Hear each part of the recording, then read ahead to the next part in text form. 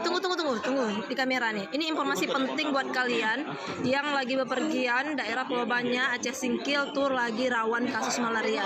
Ini disampaikan langsung sama penanggung jawab program malarianya dari Kabupaten Aceh Singkil.